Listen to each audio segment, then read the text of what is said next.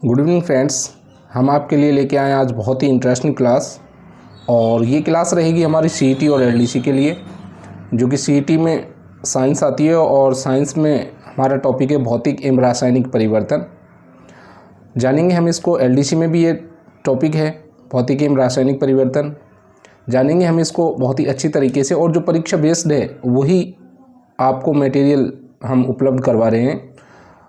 जो खास क्वेश्चंस बनते हैं भौतिक एवं रासायनिक परिवर्तन के, और इनके जो क्वेश्चंस बनते हैं वो क्या बनते हैं, भौतिक परिवर्तन कौन सा है, भौतिक परिवर्तन कौन सा नहीं है, भौतिक परिवर्तन अस्थायी है, स्थायी है। तो इस तरह का क्वेश्चंस परीक्षा में बनते हैं। और ये जो आपके सामने एग्जाम्पल हमने दिए हैं ये सारे एग्ज़ाम में पूछे गए हैं। तो आपको इन एग्जाम्पल्स जो दिए गए हैं इनको आपको बार बार रिवाइज़ करना है। और आपसे एक रिक्वेस्ट है, यदि आपने हमारा चैनल सब्सक्राइब नहीं किया है तो प्लीज़ सब्सक्राइब करें और बेल आइकन को प्रेस करें, ताकि हम जो भी वीडियो आपको डालें वो आपको मिल सके। तो शुरू करते हैं हम भौतिक एवं रासायनिक परिवर्तन। पहले पढ़ते हैं हम भौतिक परिवर्तन, जो कि अस्थायी होते हैं, उत्क्रमणीय होते हैं और नया पदार्थ इनमें नहीं बनता है। भौतिक परिवर्तन अस्थायी होते हैं, उत्क्रमणीय होते हैं और इनमें नया पदार्थ नहीं बनता है। किसी पदार्थ की अवस्था, आकार, माप, रंग आदि गुणों को उसके भौतिक गुण कहते हैं। अब भौतिक गुण के उदाहरण देखिए आप, ये उदाहरण ही एग्जाम्पल्स हैं, ये बहुत मोस्ट हैं और एग्ज़ाम में यही एग्जाम्पल पुटअप किए जाते हैं। चीनी में पानी का घोल, देखिए क्या है, नया पदार्थ नहीं बनता है। जब नया पदार्थ नहीं बनता है तो वो कौन सा होता है, भौतिक परिवर्तन होता है, ये आपको ध्यान रखना है। चीनी में पानी का घोल, कागज़ के टुकड़े काटना, कागज़ के टुकड़े काटेंगे कागज़ ही रहेगा, कोई नया पदार्थ नहीं बनेगा। मोम का पिघलना, यदि मोम का पिघलना है तो भौतिक परिवर्तन है। मोमबत्ती का जलना अगर है तो रासायनिक परिवर्तन है। आपको पिघलना आता है तो भौतिक परिवर्तन, मोमबत्ती का जलना आता है तो रासायनिक परिवर्तन। पानी में मिट्टी का मिश्रण, कोई नया पदार्थ नहीं बन रहा है, पानी और मिट्टी का मिश्रण। वाष्पीकरण, कोई नया पदार्थ नहीं है। संघनन, कोई नया पदार्थ नहीं है। ऊर्ध्वपातन, कोई नया पदार्थ नहीं बनता है। क्रिस्टलीकरण, कोई नया पदार्थ नहीं बनता है। बल्ब का प्रकाशित होना, हम जैसे ही बल्ब को ऑन करेंगे तो बल्ब जलेगा और प्रकाश होगा, कोई नया पदार्थ नहीं बन रहा है इसमें। ब्लेड का गर्म करना, जैसे ही ब्लेड होती है उस ब्लेड को हम गर्म करेंगे तो कोई नया पदार्थ नहीं बनेगा।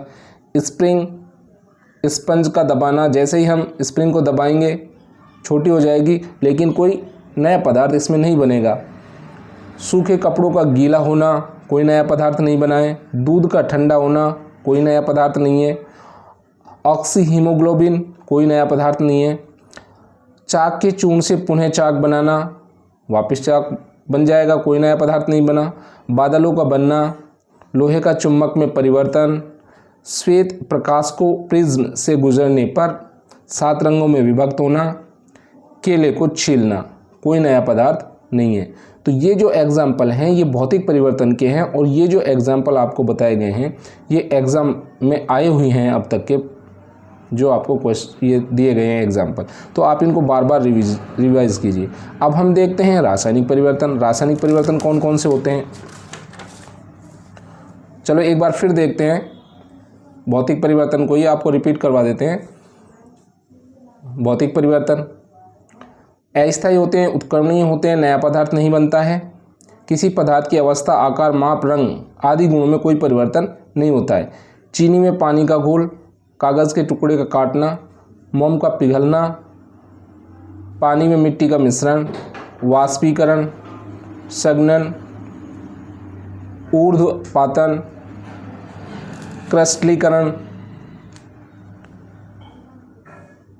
बल्ब का प्रकाशित होना, ब्लेड का गर्म करना, स्पंज स्प्रिंग का दबाना, सूखे कपड़ों का गीला होना, दूध का ठंडा होना, ऑक्सी हीमोग्लोबिन, चाक के चूर्ण से पुनः चाक बनाना, बादलों का बनना, लोहे का चुंबक में परिवर्तन, श्वेत प्रकाश को प्रिज्म से गुजरने पर 7 रंगों में विभक्त होना, केले को छीलना।